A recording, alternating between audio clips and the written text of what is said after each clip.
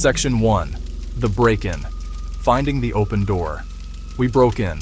It was way easier than it should have been.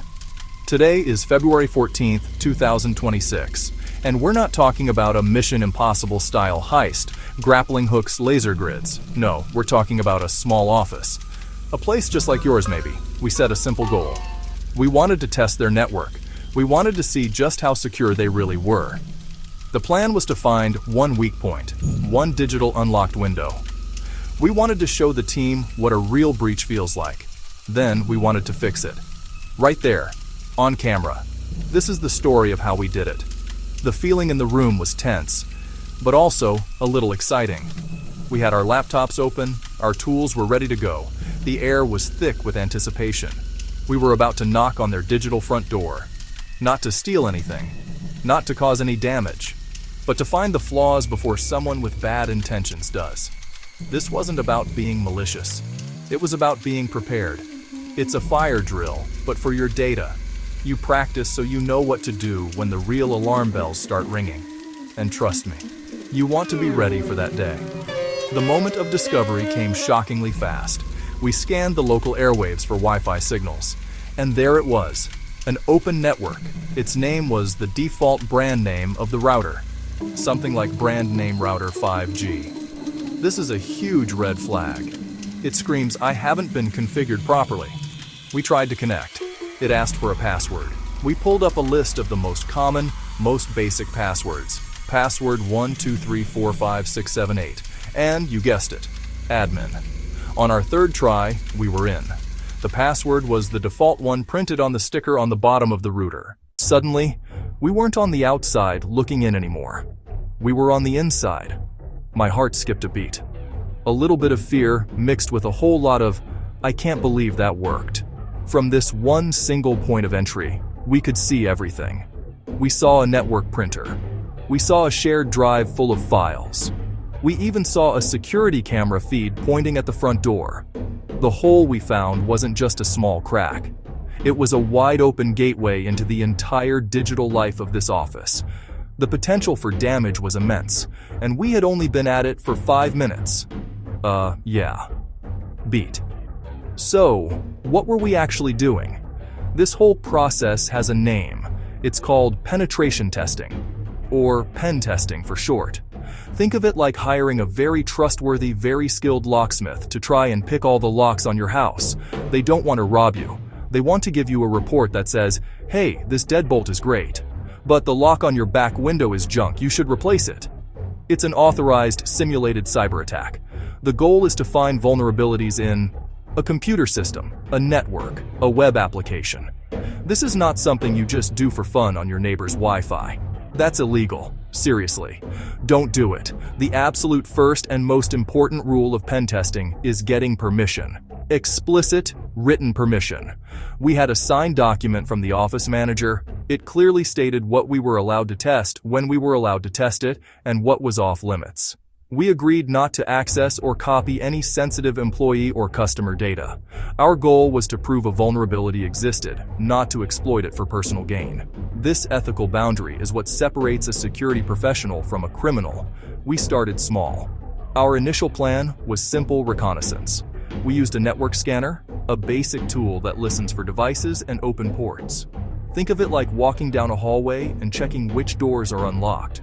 We weren't trying to force any doors open yet. We were just jiggling the handles. We documented every step we took. We kept logs of every command we ran and every discovery we made. Being methodical is key. Okay, so we were in. We had cracked the Wi-Fi password. The next step was to see how far we could go with this access. This is the exploit phase. We used a simple remote login tool. Because the router's admin password was the default, we could log right into the router's control panel. This gave us the keys to the kingdom. We could see every device connected to the network by name. Accounting PC marketing laptop main server.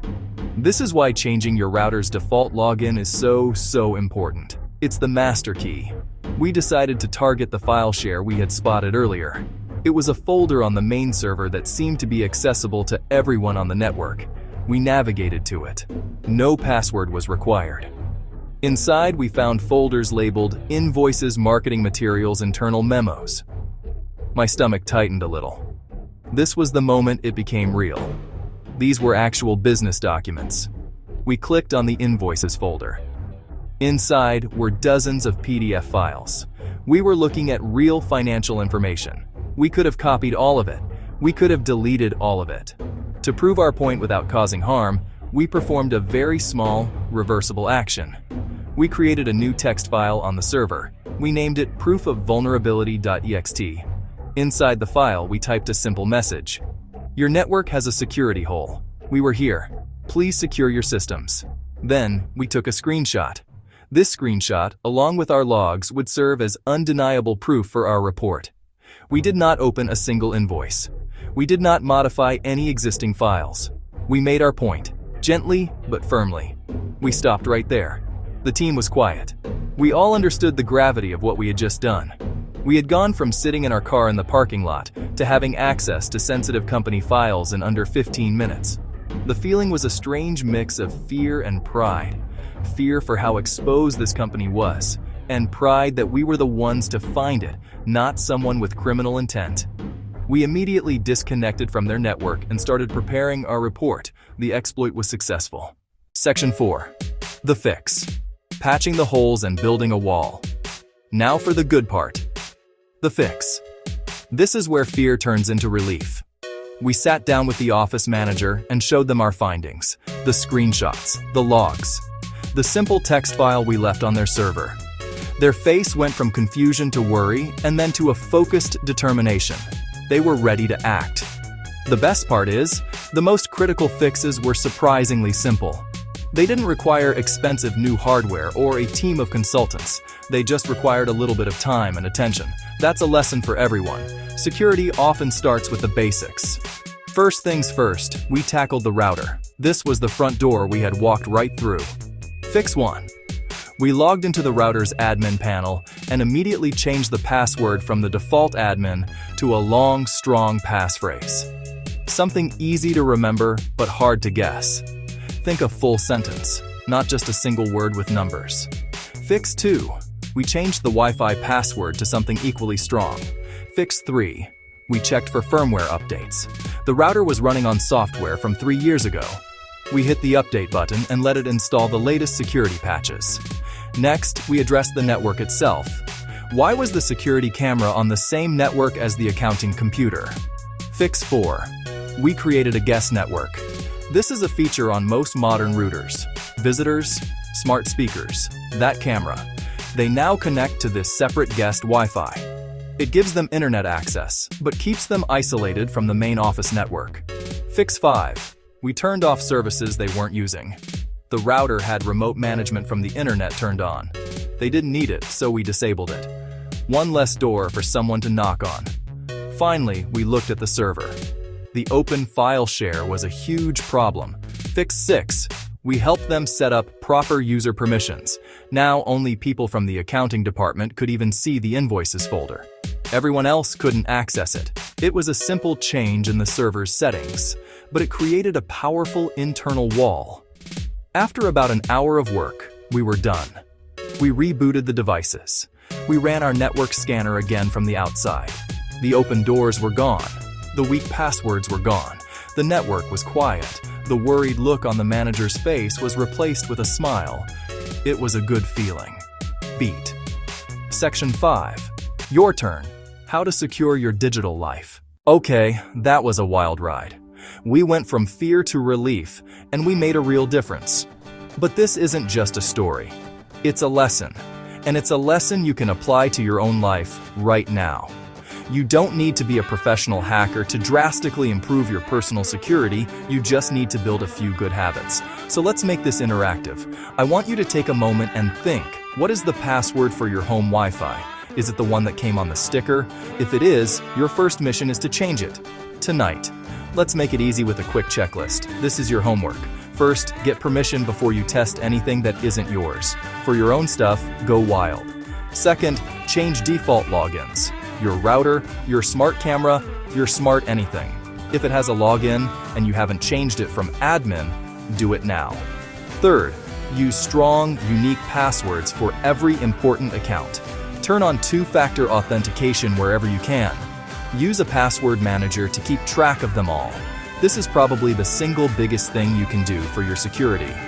Fourth, update your devices. Your phone, your laptop, your router, your apps. Those update notifications aren't just for new features, they contain critical security patches. Don't ignore them. Fifth, if you have a guest Wi-Fi option on your router, turn it on and have visitors use it. Keep your important stuff separate. And finally, back up your important files. Keep a copy on an external drive or a secure cloud service. That way, if the worst happens, you won't lose everything. These steps are simple, but they build a powerful defense. We felt scared when we saw how open that network was. We moved fast. We fixed it. You can too. Don't wait until after a breach to take this seriously. Start now. Take one small step this week. Change one password. Update one device. If this story helped you, please consider subscribing for more tech deep dives and practical security tips. The best defense is a good offense, and that starts with knowledge. Be curious, be safe, and act now.